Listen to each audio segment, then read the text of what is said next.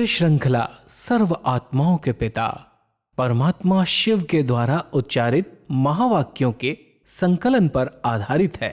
Om Shanti. Godlywood studio द्वारा प्रस्तुत अमूल्य रत्न में आप सभी का हार्दिक स्वागत है।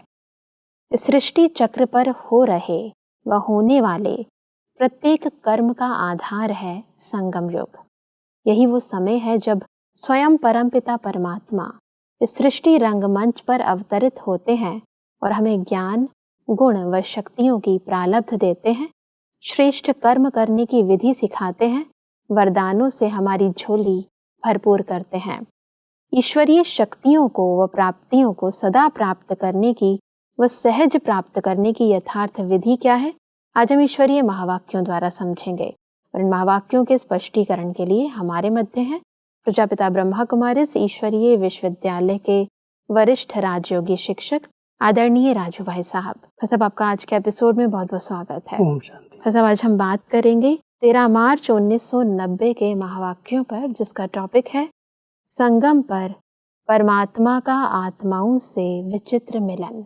परमात्मा कहते हैं कि चाहे समय प्रति समय धर्म पिताएं आए हैं और अपने फॉलोअर्स को ऊपर से नीचे लाए, लेकिन धर्म पिताएं भी इस स्मृति से नहीं मिलते हैं कि अनेक कल्प मिले हुए फिर से मिल रहे हैं।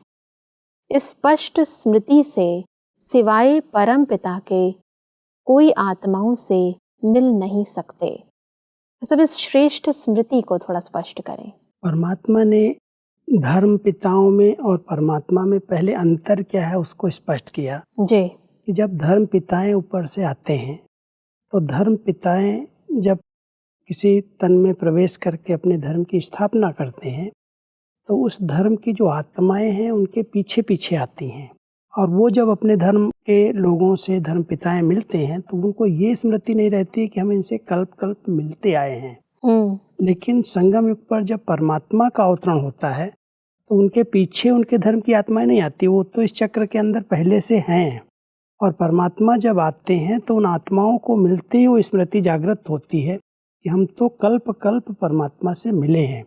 आत्मा और परमात्मा का ये जो मिलन है उसमें ये स्मृति रहती है कि हर कल्प हम परमात्मा से मिले हैं और परमात्मा भी अवतरित हुए हैं, हमसे सन्मुख में मिल रहे हैं, क्योंकि धर्म पिताओं के पीछे उनके धर्म की आत्माएं आती हैं जी। और परमात्मा जब आते हैं तो उनके धर्म की आत्माएं सृष्टि मंच पर पहले से हैं, और उन्हीं आत्माओं को मिल करके उनको पतित से पावन बनाने की वो सेवा करते हैं जी। तो ये स्मृति उस समय आत्मा की भी जागृत हो जाती है कि हम आत्माएं अपने पिता परमात्मा से सन्मुख मिल रही हैं। ये मिलन धर्म पिताओं के और धर्म की आत्माओं के द्वारा नहीं हो सकता, जो अभी हम परमात्मा के साथ मिलन मना रहे हैं। ये बहुत बड़ा अंतर है जी। परमात्मा कहते हैं कि चाहे इस कल्प में पहली बार ही मिलते हैं, लेकिन मिलते ही पुरानी स्मृति, पुरानी पहचान जो आत्माओं में संस्कार के रूप में रिकॉर्ड भरा हुआ है वह इमर्ज हो जाता है, और दिल से यही स्मृति का आवाज आता है कि यह वही मेरा बाप है। बच्चे कहते तुम हो मेरे, और बाप कहते तुम हो मेरे। मेरा संकल्प उत्पन्न हुआ उसी सेकंड उस शक्तिशाली स्मृति से, संकल्प से नया जीवन और नया जहान मिल गया, और सदा के लिए मेरा बाबा इस स्मृति स्वरूप में टिक गए। जो भी कोई पहली बार भी आता है जी, बाबा से सन्मुख में मिलता है तो उसकी वो स्मृति जो उसके संस्कारों में 5000 साल पहले वाली नूंधी हुई है वो जागृत हो जाती है कि मैं तो इस पिता से बार बार मिला हूँ, अनेक बार मिला हूँ। तो परमात्मा कह रहे हैं वो स्मृति जो पहले से आत्मा के संस्कारों में है, जो 5000 साल पहले जो मिले थे वही आकर के मिल रहे हैं। वो स्मृति जागृत होते ही उसको लगता है कि ये मेरा बाबा है, यही मेरा परिवार है, यही मेरा स्थान है जी। हम लोग जब पहले पहले आए पहली बार, लेकिन ऐसे लगा कि यही तो मेरा घर है, कई बार तो यहाँ हमने इसको देखा है, कोई नई बात हम देख रहे हैं ऐसी अनुभव नहीं हुआ, क्योंकि पहले वाले संस्कार फिर से जागृत हो गए। तो हम परमात्मा के जो बच्चे बने, जो उनके सामने हम समर्पित हुए, उसका मूल कारण यही रहा कि हमारी वो कल्प पहले वाली स्मृति पुनः जागृत हो गई और पहचान से हम जैसे कह रहे हैं ये मेरा परिवार है, ये मेरा बाबा है, यही मेरा घर है, और उसके कारण सेवा करना सहज हो गया और नया जन्म, नई जीवन सहज बन गई। जी, परमात्मा कहते हैं कि जहाँ स्मृति है वहाँ समर्थी है ही है, थोड़ी भी विस्मृति है तो व्यर्थ है। चाहे व्यर्थ संकल्प हो, चाहे बोल हो, कर्म हो। इसलिए परमात्मा सभी बच्चों को किस दृष्टि से देखते हैं कि हर एक बच्चे स्मृति स्वरूप सुसमर्थ स्वरूप हैं। आज तक भी अपना सिमरण भक्तों द्वारा सुन रहे हैं। आपने स्मृति में लाया मेरा बाबा, तो भक्त आत्मा भी यही सिमरण करती, मेरा इष्ट व देवी। वर्तमान समय स्मृति और विस्मृति का ये खेल है। परमात्मा कहता है जब स्मृति आती है तो समर्थी आ गई कि मैं कल्प कल्प बाबा का बच्चा बना हूँ, यही मेरा बाबा है और यही मेरा परिवार है। तो स्मृति से शक्ति आई, समर्थी आई, और विस्मृति से शक्ति खत्म होती है। इसलिए परमात्मा कहता है जब स्मृति आ गई तो इस स्मृति के आधार से आपका सुमिरन होने लगा, उसकी स्मृति में आप रहे, फिर आपके जो भक्त बनते हैं भक्ति के अंदर आपका सुमिरन करते हैं और आपको उसी सुमिरन से अपना इष्ट मानते हैं कि यही मेरे इष्ट हैं। जी। तो वर्तमान समय की स्मृति के आधार से स्मृति और विस्मृति का जो चक्र है, जब हम भूलते हैं व्यर्थ चलने लगता है, व्यर्थ संकल्प बोल कर्म हो जाते, और जब स्मृति स्वरूप होते हैं तो हर संकल्प हर बोल कर्म समर्थ होता और उसके आधार से वो संस्कार बन जाते। उन संस्कारों के आधार से जो आत्माएं हमारे संबंध संपर्क में आती हैं वो हमें उसी नज़र से देखती हैं, यही तो मेरे इष्ट हैं, उनको भी स्मृति आ जाती है। इन्हीं के द्वारा हमें इतनी सब प्राप्तियां हुई हैं। जी, परमात्मा कहते हैं कि ब्राह्मण आत्माओं में भी कोई दिल के स्नेह संबंध से याद करते हैं और दूसरे दिमाग द्वारा नॉलेज के आधार पर संबंध अति प्यारा अर्थात अति समीप है। वहाँ याद भूलना मुश्किल है। जहाँ सिर्फ संबंध है नॉलेज के आधार पर, लेकिन दिल का अटूट स्नेह नहीं है, वहाँ याद कभी सहज कभी मुश्किल होती। जैसे शरीर के अंदर नस नस में ब्लड समाया हुआ है, ऐसे आत्मा में निष्पल अर्थात हर पल याद समाई हुई है। इसको कहते हैं दिल के स्नेह संपन्न निरंतर याद। निरंतर याद की एक अच्छी विधि है कि अगर हम केवल दिमाग से याद करते हैं तो कभी भूल सकता है, लेकिन जब दिल की भावनाएं बाबा के प्रति जागृत हो जाती हैं, दिल से हम मेरा बाबा कहते हैं, पहचान से कहते हैं, तो उसकी याद निरंतर बनी रहती है। बहुत सुंदर मिसाल दे करके परमात्मा बता रहे हैं कि जैसे हर नस में खून समाया हुआ है, ऐसे ही जो परमात्म स्नेह है वो दिल में समाया हुआ है। स्नेह होने के कारण उनकी याद निरंतर बनी रहती है। दिमाग से अगर सिर्फ याद करते हैं तो जितना समय याद करते हैं वो रहती है। दिमाग दूसरी जगह गया, बुद्धि अगर दूसरी जगह लग गई तो भूल जाएगा। जी। निरंतर याद, निरंतर योगी जीवन के लिए सच्चे दिल का स्नेह चाहिए, और स्नेह अंदर जिस आत्मा के अंदर समाया है उसको परमात्मा की याद भूलती ही नहीं है। बिल्कुल, परमात्मा कहते हैं तो दाता सभी को देता एक जैसा है, लेकिन लेवता में फर्क है।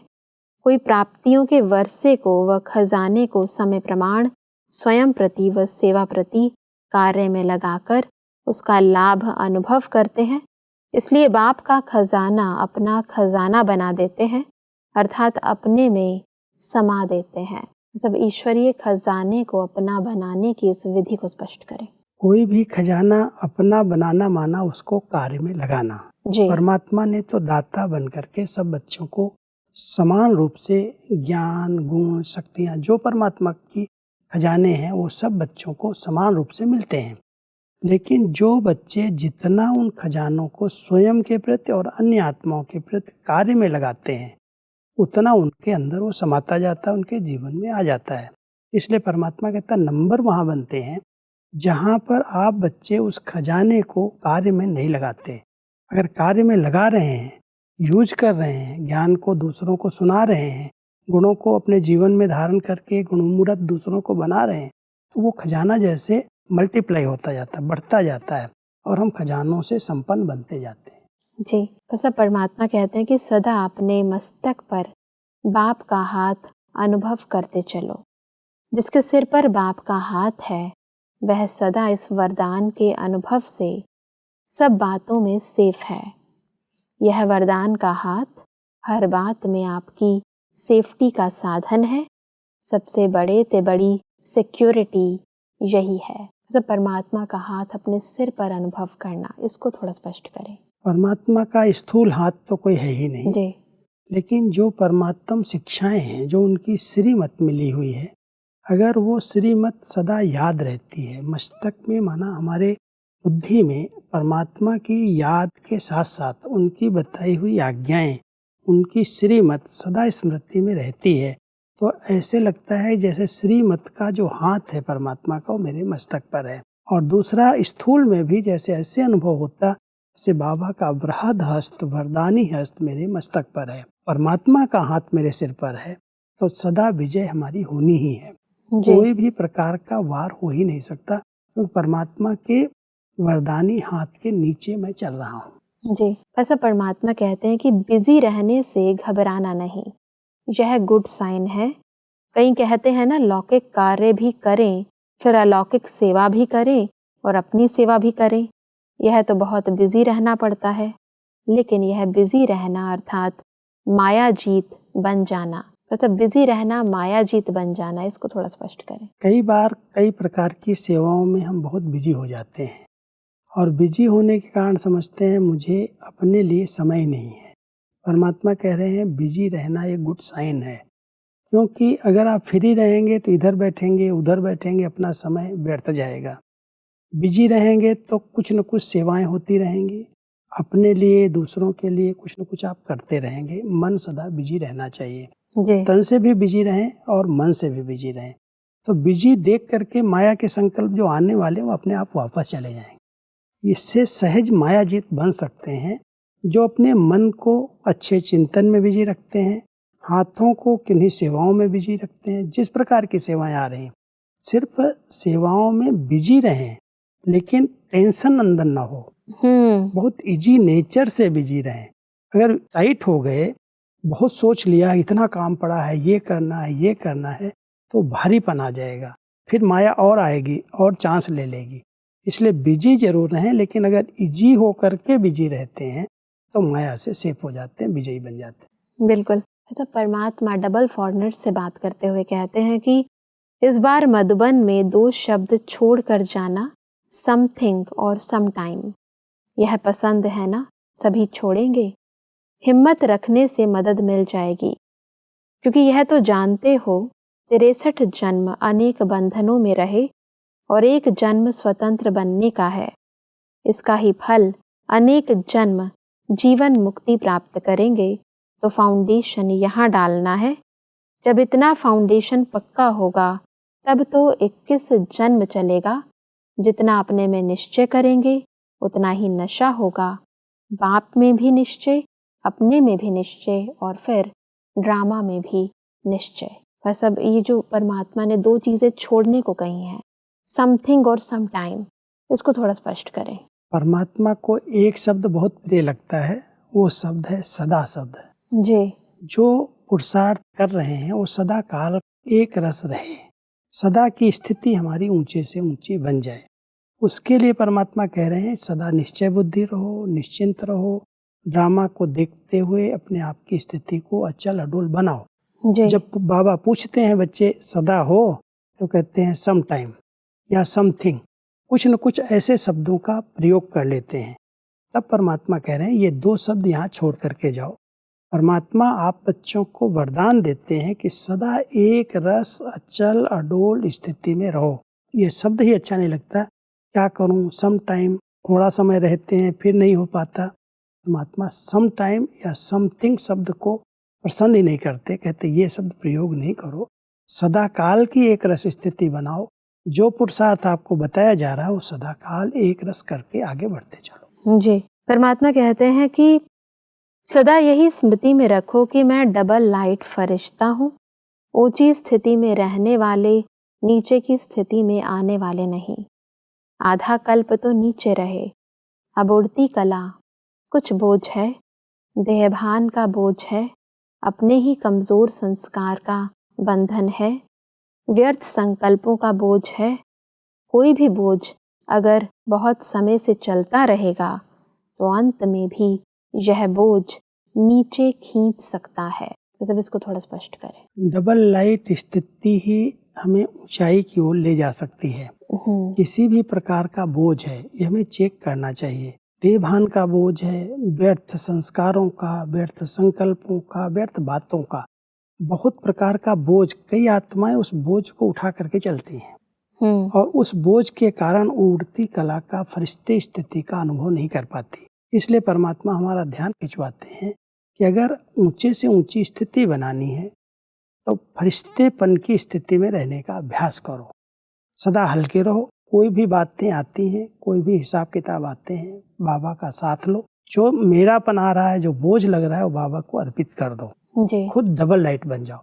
अगर डबल लाइट स्थिति में रहेंगे, सब बातें जो बोझ हैं बाबा को अर्पित करते खुद हल्के रहेंगे तो ऊंचे से ऊंची स्थिति का अनुभव कर सकेंगे। तो फरिश्ते स्थिति का अनुभव करने के लिए, ऊंची स्थिति, निराकारी स्थिति का अनुभव करने के लिए किसी भी प्रकार का बोझ नहीं चाहिए। अगर है तो उसको पहले महसूस करो, को चेक करो और चेक करके बाबा के आगे अर्पित करके आप डबल लाइट बन जाओ। इसलिए परमात्मा कहते हैं कि संगम युग का एक वर्ष कई वर्षों के समान है। तो एक साल में भी अगर बोझ है तो अनेक वर्षों का बहुत काल हो जाता है। इसलिए बहुत काल डबल लाइट का अभ्यास करो, तो चेक करो और चेंज करो, क्योंकि कोई भी बंधन, बोझ उड़ती कला में जाने नहीं देगा। कितनी भी मेहनत करो, बार बार नीचे आ जाएंगे। इसलिए सदा डबल लाइट और उड़ती कला, सदा अमृत वेले से लेकर रात तक यह कार्य, चाहे लौकिक चाहे अलौकिक, सब कार्य सहज और सफल हों। उसकी सहज विधि क्या है?